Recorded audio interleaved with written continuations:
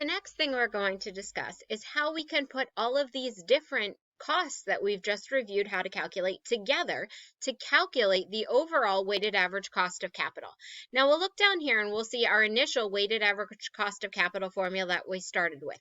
The percentage of financing coming from D or debt is called WD, weight on debt, times the cost of debt, RD, times 1 minus the tax rate, plus the weight or percentage of financing coming from preferred stock, times the cost of preferred stock, plus the percentage of financing coming from equity or common stock, times the cost of equity or common stock.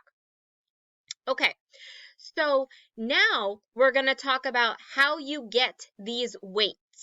The way that we get the weights, they are percentages of our total capital structure.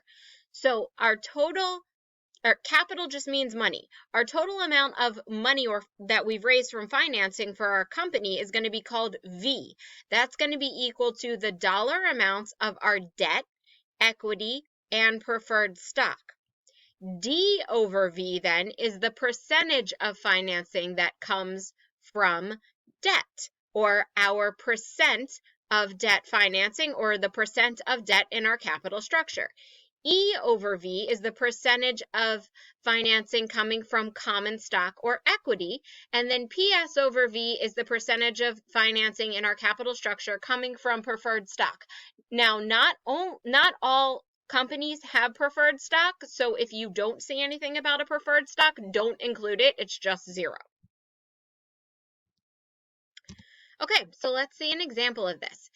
Given the following information, calculate Geothermal Incorporated's WACC. They have 194 million market value of debt, 453 million market value of equity, 8% cost of debt, 14% cost of equity, and 35% tax rate.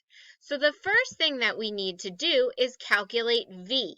Now remember, V is equal to the market values of debt and equity and preferred stock. Now this company does not have any preferred stock, so in this case when we calculate V, V is just the market value of debt plus the market value of equity. Step 2 is to calculate the firm's capital structure, the percentage of financing coming from each of its different financing sources. This is why it's called the weighted average cost of capital, because we're going to figure out the weights on the different costs. So to calculate these weights, V is 647, so E over V, the percentage of financing coming from equity, is 70%. D over V, 194 divided by 647, the percentage of financing coming from debt, is 30%. So now we have our capital structure. Our capital structure in this case is 70% equity, 30% debt.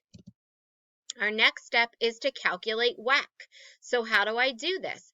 30% of my financing comes from debt. That's the 0.3 you see here, times 1 minus my tax rate of 35%, times my cost of debt, which was 8%. Now this is the coupon rate on my existing debt, or it is the yield to maturity on my current debt if I intend to issue new debt. Plus 70% of my financing comes from equity times my cost of equity. Now here this is given, but I can either calculate this using the dividend discount model or using CAPM. So my overall weighted average cost of capital for my company is 11.36%.